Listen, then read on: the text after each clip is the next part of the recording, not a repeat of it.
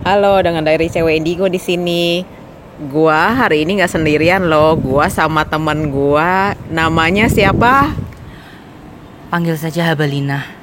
Ini temen pembaca dari cewek Indigo juga. Kebetulan dia lagi main ke Jakarta. Jadi gua samperin dia untuk kita ngobrol-ngobrol.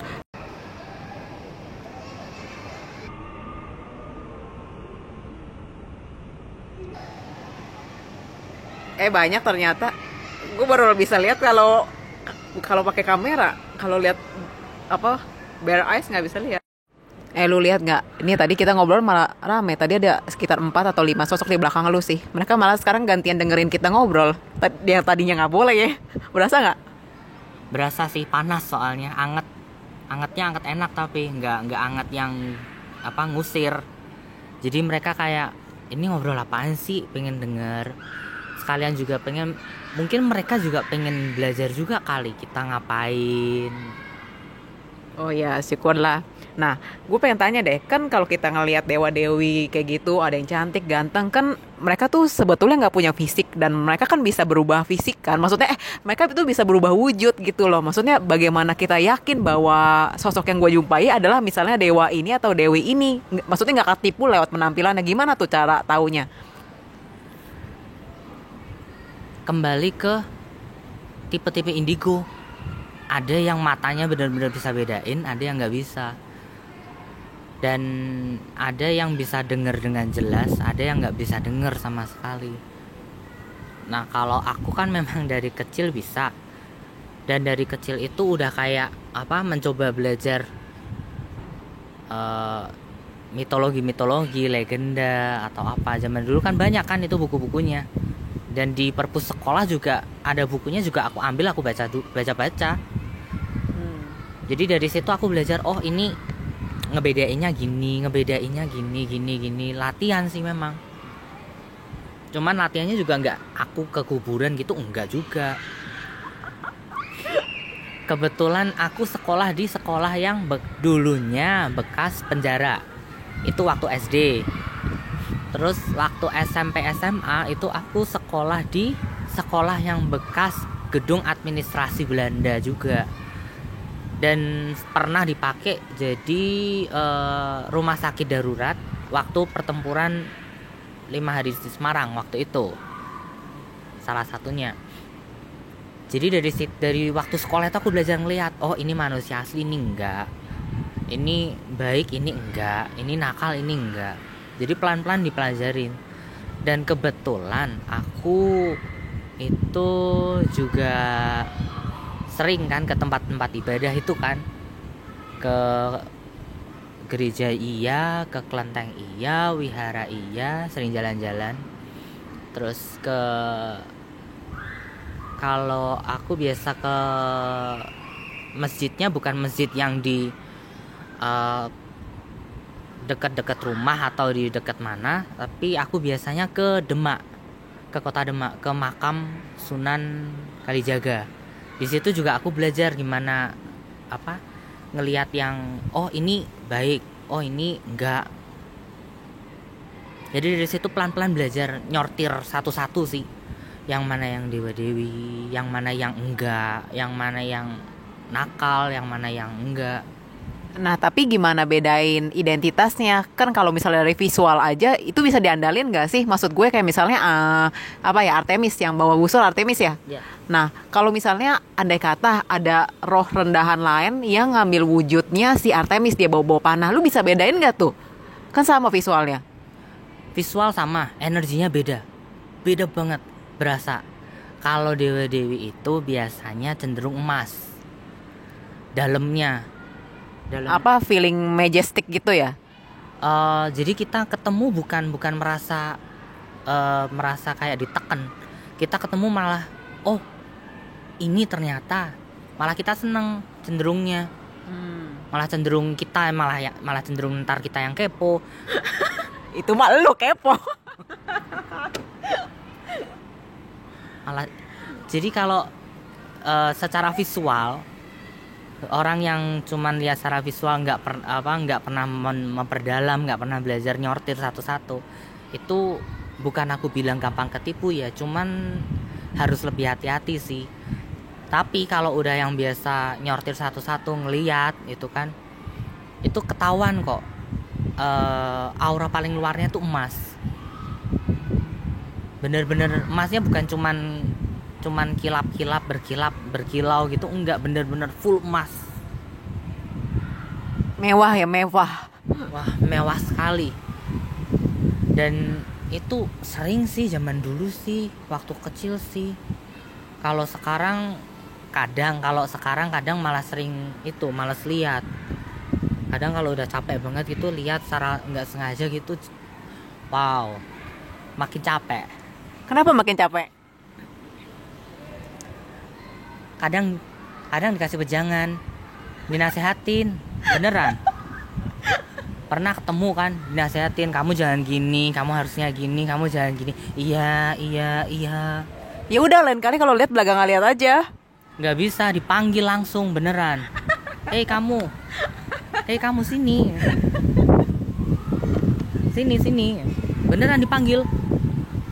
Jangan pergi dulu.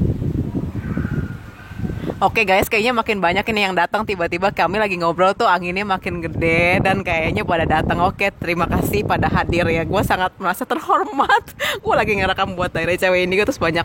BTW tadi waktu lo ngobrol, gue lihat kayak lo udah sparkle glitter gitu loh. Lo berasa nggak sih kayak kena Instagram punya itu apa filter gitu, ada bling blingnya di sekeliling lo gold. Kenapa tuh?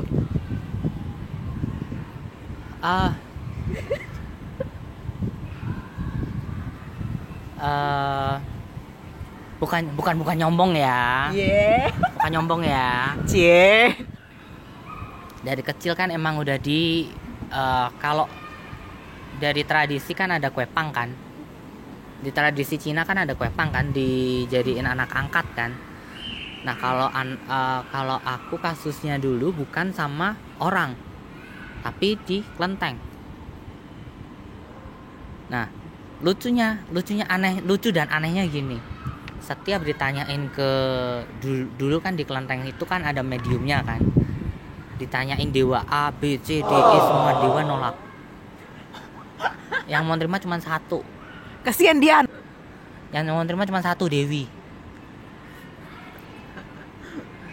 Dan itu sampai waktu umur 21 sih baru diambil sih. Cuman sampai sekarang entah kenapa masih ada yang ngikutin, anak buahnya.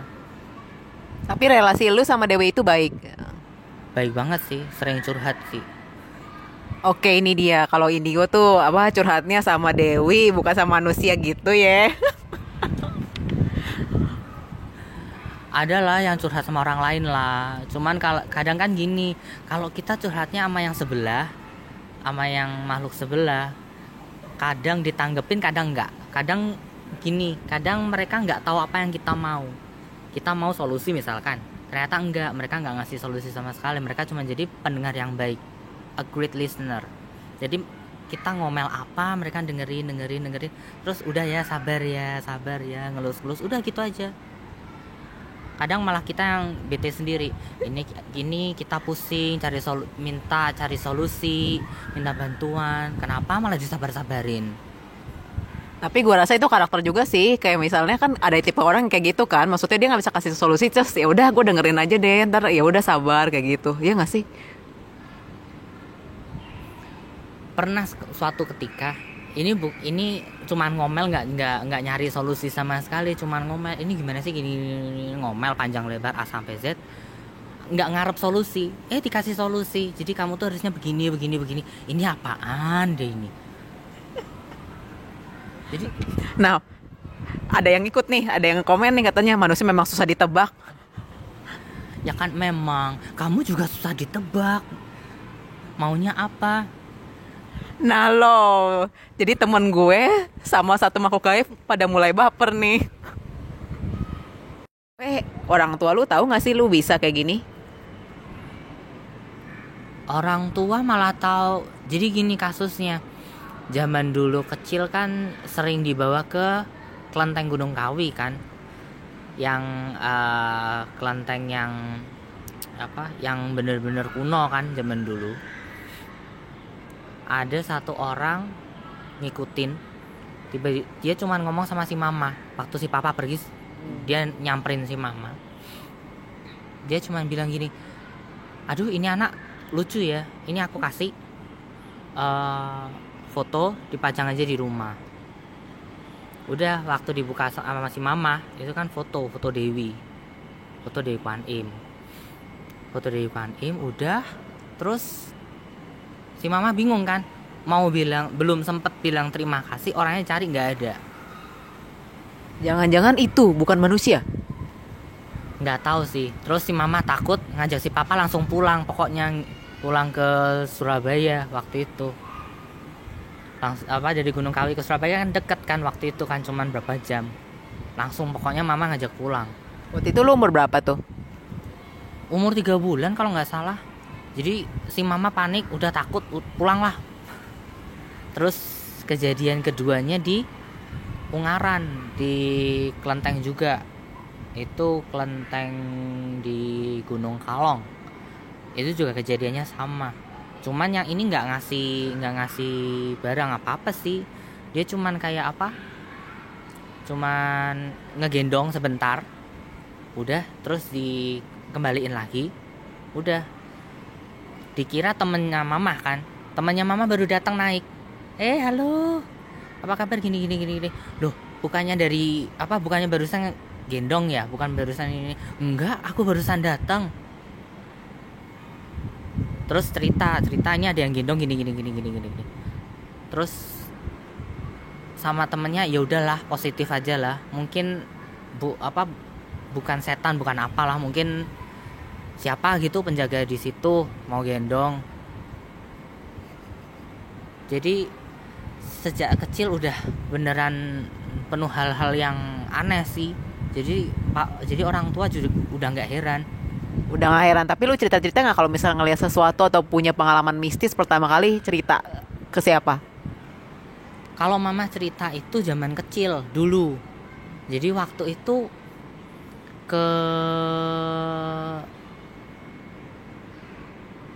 kan sering perjalanan darat kan ke Bali kan waktu itu. Pernah sekali ke Bali, nggak tahu itu cuman kayak pura nggak kepake. Itu aku kayak kasih salam di situ, ngobrol. Udah. Tunggu, ngobrol sama siapa nih? Ngobrol sama, kalau aku lihatnya itu kayak diajak cerita sama tante. Diajak cerita, ngobrol gitu kan.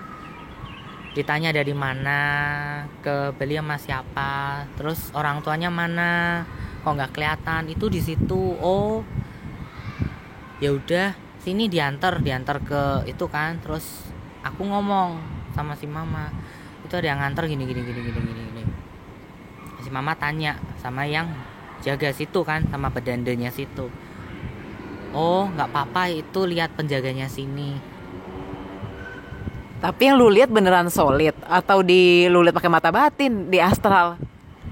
Yang aku lihat kayak itu sih, kayak ibu-ibu gitu kan. Dia pakai pakaian ala-ala Bali gitu kan. Terus cantik gitu, masih yang nggak tua-tua banget lah, 40 tahunan lah gitu. Itu beneran nggak ada bedanya? Maksudnya terlihat solid dan napak tanah gitu? Iya, kelihatan solid banget.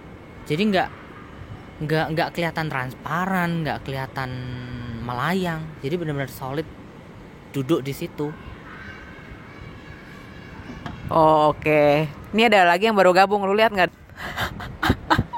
Ada satu tapi nggak berasa. Nggak berasa.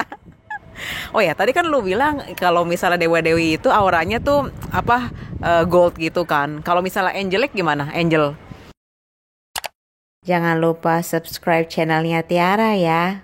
Makasih.